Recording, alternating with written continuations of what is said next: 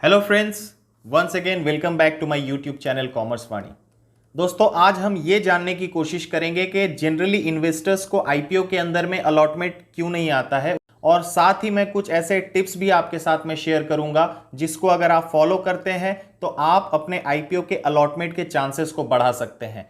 तो चलिए वीडियो की शुरुआत करते हैं।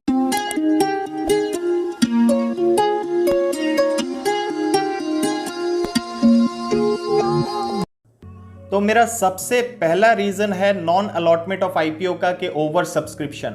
Let's suppose company 1000 crore rupees का आईपीओ लेके आता है, प्राइस रेंज 1000 रुपीज से 1100 रुपीज रखता है, तो वहां पे पॉसिबली 1 करोड़ शेयर जो है कंपनी इशू करता है।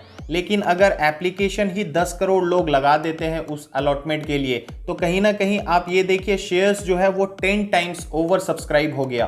तो वहां पे हर बंदे को ऑब्वियसली शेयर मिलना पॉसिबल नहीं है, यानी एक शेयर के लिए 10 लोग लाइन में लगे हुए हैं। तो यहाँ पे एक कंप्यूटराइज्ड लॉटरी सिस्टम फॉलो करना पड़ता है, और इस कंप्यूटराइज्ड लॉटरी सिस्टम के अंदर में सारे इन्वेस्टर्स के पास में इक्वल अपॉर्चुनिटी रहता है कि उनका सिलेक्शन आईपीओ के अंदर में हो जाए और उनको आईपीओ का अलॉटमेंट मिल जाए। तो जहां पे 1 करोड़ सिलेक्शन हो जाता है तो वहीं पे आईपीओ को रोक दिया जाता है, बाकी 9 करोड़ लोगों को आईपीओ नहीं मिलता है।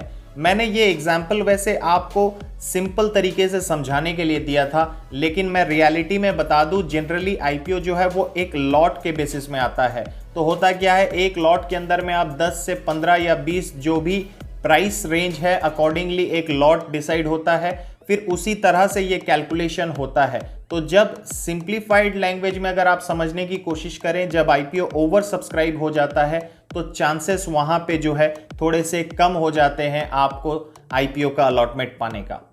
हमारा नेक्स्ट पॉइंट आ जाता है इनवैलिड एप्लीकेशन। जो भी आप आईपीओ अलॉटमेंट के लिए एप्लीकेशन लगाते हैं, हर एप्लीकेशन को रजिस्ट्रार थॉरोली चेक करता है। वो ये चेक करता है कि वो करेक्ट इन्फॉर्मेशन आपने सबमिट किया है कि नहीं, वो कंप्लीट इन्फॉर्मेशन आपने सबमिट किया है कि नहीं।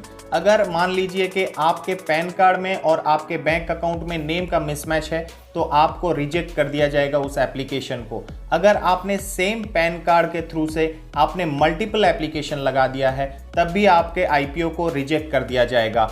हमारा अगला पॉइंट है कि बिड प्राइस जो है आपने लगाया है वो जनरली इशू प्राइस से लो प्राइस आपने कोट किया है। लेट्स सपोज एक प्राइस रेंज था आईपीओ का 1000 रुपीज से 1100 रुपीज में, और उसका जो इशू प्राइस फाइनल हुआ वो 1100 रुपीज में फाइनल हुआ, और आपने बिड किया था 1050 रुपीज में। तो उस केस में आपको आईपीओ का अलॉटमेंट नहीं मिलेगा। तो ये 3 पॉसिबल रीजन थे जिसके वजह से जनरली आपको आईपीओ के अंदर में अलॉटमेंट नहीं मिलता है। अब चलिए हम देखते हैं कि किस तरह से हम अपने आईपीओ के अलॉटमेंट के चांसेस को बढ़ा सकते हैं। सबसे पहले तो आप जो एप्लीकेशन लगाएंगे उसको करेक्ट लगाने का कोशिश करेंगे, और बड़ा एप्लीकेशन नहीं लगाएंगे, यानी कि बार बार 2 या 3 बार या 4 बार अगर आपके पास में 2 या 3 डीमैट अकाउंट है, वहां से अलग अलग जगह से आप एप्लीकेशन नहीं लगाएंगे। आप अगर एक से ज्यादा बार बिड भी करते हैं तो सेबी के गाइडलाइन के हिसाब से उसको एक ही लॉट माना जाता है और बाकी सब कैंसिल हो जाता है। यहां पे मैं और एक चीज बता दूं, इनकेस अगर आईपीओ अंडर सब्सक्राइब होता है, उसी केस में ही सिर्फ आपने अगर मल्टीपल लॉट्स लगाया है तो एलिजिबिलिटी बनेगा। और इसके बाद में अगला टिप हमारा ये होगा कि आप अपने फ्रेंड्स, फैमिली, रिलेटिव सबका जो है डीमैट अकाउंट ओपन कर दीजिए। और अगर आप अपना चांसेस बढ़ाना चाहते हैं आईपीओ अलॉटमेंट के अंदर में, तो सब इंडिविजुअल डीमैट अकाउंट से एक एक एप्लीकेशन जो है आप लगाइए। एक पैन कार्ड का एक एप्लीकेशन लगाइए, एक पैन कार्ड का एक से ज्यादा एप्लीकेशन मत लगाइए। इसके बाद में जो है कट ऑफ प्राइस जो है बड़ा इंपॉर्टेंट होता है।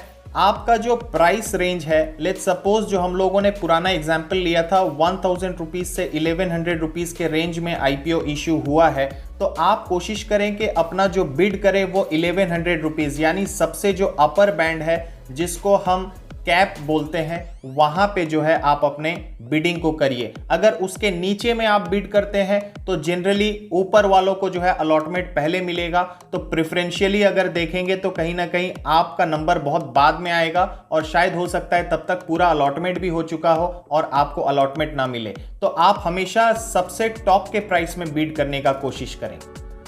एप्लीकेशन के लिए लास्ट मोमेंट रश को अवॉइड करें एंड स्पेशली जिस दिन आईपीओ का डेट क्लोज हो रहा होता है 3 PM के बाद में जनरली अप्लाई करना आपको अवॉइड करना चाहिए। हो सकता है कि आपका इंटरनेट बैंकिंग का जो फैसिलिटी है वो थोड़ा सा काम नहीं कर रहा है या सर्वर डाउन है, तो उस केस में जो है आप सही से एप्लीकेशन नहीं लगा पाएंगे, और अगर आप एप्लीकेशन ही नहीं लगा पाएंगे तो आपको अलॉटमेंट मिलने का चांसेस ही नहीं रहा। तो इसके वजह से आप कोशिश करें कि फर्स्ट और सेकेंड डे के अंदर में ही इफ पॉसिबल आप अपना एप्लीकेशन को सबमिट कर दें। अगर कोई पेरेंट कंपनी जो कंपनी आईपीओ लेके आ रहा है उसका शेयर मार्केट में ऑलरेडी लिस्टेड है, तो आप कोशिश करें कि आईपीओ में अप्लाई करने से पहले उस पेरेंट कंपनी के कुछ शेयर्स खरीद लें और आप जो है शेयर होल्डर के कैटेगरी में एप्लीकेशन लगाएं, ना कि रिटेल कैटेगरी में आप एप्लीकेशन लगाएं। ऐसा करने से आपके आईपीओ के अलॉटमेंट के जो चांसेस है वो बढ़ जाते हैं। तो मैं एंड में भी ये बता दूं आप सबको दोस्तों कि आप इन सब स्टेप्स को फॉलो करके अपने चांसेस को बढ़ा सकते हैं। ऑब्वियसली आपको कोई ऐसा मंत्र नहीं मिलेगा जहां पे आप अपने आईपीओ के चांसेस को 100% कंफर्म कर सकते हैं, लेकिन कम से कम आप उन गलतियों को मत करिए जहां से आपके चांसेस जो है वो बिल्कुल नहीं बनते हैं। आई होप कि आज का वीडियो आपको अच्छा लगा होगा। अगर अच्छा लगा है तो एक लाइक कर दीजिए, चैनल को सब्सक्राइब कर दीजिए और वीडियो को शेयर कर दीजिए। Please take good care of yourself. Thank you. Bye bye.